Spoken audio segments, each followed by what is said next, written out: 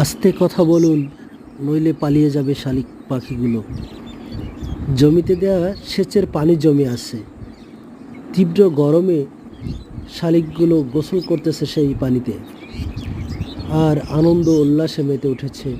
নিজেরা গোসল করতেছে একে একে, এবং তার সহপাঠীদের সহকর্মীদের ডাকছে গোসলের জন্য।